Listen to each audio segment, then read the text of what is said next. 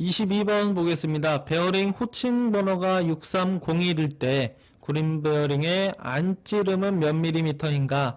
자주 나오는 문제죠. 그래서 베어링 호칭의 안찌름 번호는 이렇게 두 개 나눠서 63은 계열 번호고요. 뒤에가 안찌름 번호죠. 근데 00으로 시작할 때는 안찌름이 10mm죠. 01은 12mm죠. 그 다음에 02는 안찌름이 15mm, 03은 17mm, 그리고 04부터는 이제 곱하기 5를 하면 되죠. 20mm 이렇게 합니다. 그래서 00번부터 03번까지는 암기를 해 두셔야 되죠. 지금은 01번을 물어보기 때문에 12mm인 3번이 정답입니다. 23번 보겠습니다. 그림에서 도시한 KSA ISO 6411의 해석으로 틀린 것은, 여기 보면 센터 가공하라고 나와 있죠. 그리고 지시선에 규격과 정보들이 나와 있습니다. 하나씩 보면 KSA ISO 6411은 센터 구멍의 간략 표시 규격이죠. 그 다음 A라고 하면 센터 구멍의 종류입니다. 그리고 뒤에 있는 4라고 하는 건 드릴 구멍의 지름이죠. 슬롯이 다음에 있는 숫자는 카운터 싱크의 구멍 지름이죠. 하나씩 보겠습니다. 1번, 센터 구멍의 간략 표시를 나타낸 것이다. 이 규격 번호를 설명하는 거네요. 맞습니다. 2번, 종류는 A형으로 못따기가 있는 경우를 나타낸다 라고 했어요. 지금 A형이라서 요걸 나타낸 건데 A는 못따기가 없는 경우를 이야기합니다. 그리고 여기를 B로 나타내면 못따기가 있는 경우죠. 그리고 R로 나타내면 반지름, 라운드가 지어져 있는 거, 이렇게 3개 정도가 있습니다. 그럼 2번이 틀렸네요. 다음 3번, 센터 구멍이 필요한 경우를 나타내었다. 그게 기호가 여기 되어 있는 것이죠. 맞고요. 4번, 드릴 구멍의 지름은 4mm. 여기 있는 숫자를 보고 알 수 있습니다. 다음 카운터 싱크의 구멍 지름은 8.5mm이다. 맞습니다. 정답은 2번입니다.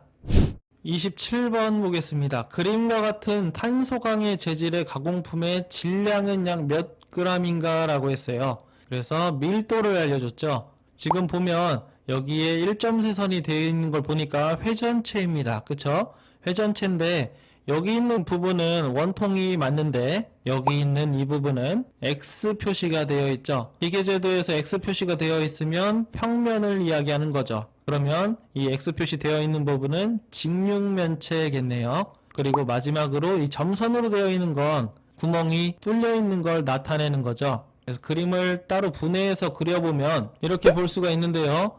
여기 1번이라고 하는 게 바로 이 원통이죠. 그 다음 평면으로 나타내는 건 직육면체니까 2번 부품으로 생각할 수 있습니다. 그리고 이 원통 안에 들어있는 걸 빼줘야겠죠. 그래서 3번을 빼줘야겠죠.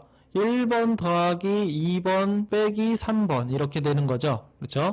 그래서 1번의 부피, 2번의 부피, 3번의 부피를 계산하면 그거와 밀도를 곱해주면 질량을 알 수 있겠죠. 1번부터 보겠습니다. 1번의 부피는 4분의 파이 D, D가 지금 25죠. 25의 제곱. 얘가 단면적이고요. 그 다음 길이가 여기 있죠. 10. 그래서 1번 부품의 부피는 이렇게 되겠고요. 얘를 계산해보면 약 4908.7 정도가 나오게 됩니다. 단위는 제곱밀리미터겠죠. 그 다음 2번 보겠습니다. 2번의 부피는 직육면체죠. 육면체인데 여기 사각형에 15라고 되어 있죠. 그럼 여기도 15니까 정육면체네요. 정육면체. 그래서 가로, 세로, 높이 이렇게 해서 3375가 되겠죠. 그 다음 3번 부품, 3번은 빼야 되니까 파란색으로 해보죠. 3번 부품의 부피는 지름이 8이래요. 그쵸? 그러면 4분의 파이 8의 제곱, 그리고 길이는 15와 10을 더한 25가 되겠죠. 그래서 얘를 계산해보면 약 1256.6이 나오게 됩니다. 그래서 위를 다시 보면 1번 부품이 4908.7이 나왔고요. 더하기 2번 부품이 3375가 나왔죠.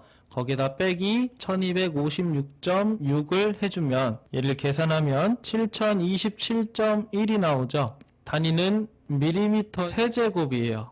단위 잘못 썼네요. 세제곱이죠.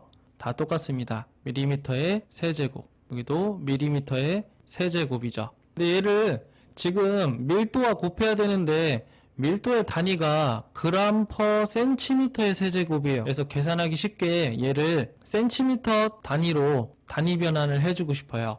그러면 1cm는 10mm죠. 그러면 얘를 넘기면 1mm는 10의 마이너스 1승 cm죠. 10분의 1cm. 그래서 이 단위를 변경해 보겠습니다. 여기다 이제 세제곱을 하면 10의 마이너스 3승 cm의 세제곱. 그래서 1mm의 세제곱은 10의 마이너스 3승 cm의 세제곱이니까 7027.1 곱하기 10의 마이너스 3승 하고 단위가 이렇게 변환할 수 있는 것이죠. 그래서 결국에는 7.0271 세제곱 센티미터가 됩니다. 총 부피가 7.0271이에요. 여기다가 밀도를 곱해야 되죠. 우리가 전체 부피 곱하기 밀도, 로우 하는 거죠. 그래서 전체 밀도는 7.0271 그리고 밀도는 7.8이죠. 얘를 계산해 보면 약 54.81이 나오고 단위는 g이 되겠습니다. 그래서 정답은 2번입니다. 28번 보겠습니다. 다음과 같은 기하공차에 대한 설명으로 틀린 것은 1번 허용공차가 파이 0.01 이내이다. 그리고 문자 A는 데이텀을 나타낸다. 이건 데이텀을 나타냅니다. 맞죠? 3번 기하공차는 원통도를 나타낸다 라고 했는데 원통도가 아니죠. 동심도, 동축도를 나타내죠. 3번은 틀렸습니다. 4번 지름이 여러 개로 구성된 다단축에 주로 적용하는 기하공차다. 그래서 동심도라고 하면 축이 맞아야 된다는 거죠. 일정한 허용공차 안에 2개 이상의 축이 맞는 그걸 규제하는 기하공차가 바로 동심도죠. 그래서 4번도 맞습니다. 정답은 3번입니다. 35번 보겠습니다. 그림과 같이 절단할 곳의 전후를 하단선으로 끊어서 회전도시 단면도로 나타날 때 단면도의 외형선은 어떤 선을 사용해야 하는가? 여기는 이 외형선, 회전도시 했을 때 어떤 선을 사용해야 되는가 라고 물어본 거죠. 외형선은 어떤 선을 사용해야 되죠? 굵은 실선을 사용해야 합니다. 그리고 이 안에 해칭하는 건 가는 실선이죠. 외형선은 굵은 실선, 해칭하는 해칭선은 가는 실선. 지금은 단면도의 외형선을 물어봤으니까 1번이 정답입니다. 38번 보겠습니다. 수정할 사항이 있죠. 스몰 l이 아니고 라지 l입니다. 수정사항은 반영하겠습니다. 다음 도면에서 라지 L로 표시된 부분의 길이를 물어봤습니다. 라지 L은 테이퍼가 지어져 있는 부분의 총 길이를 구하라는 문제죠.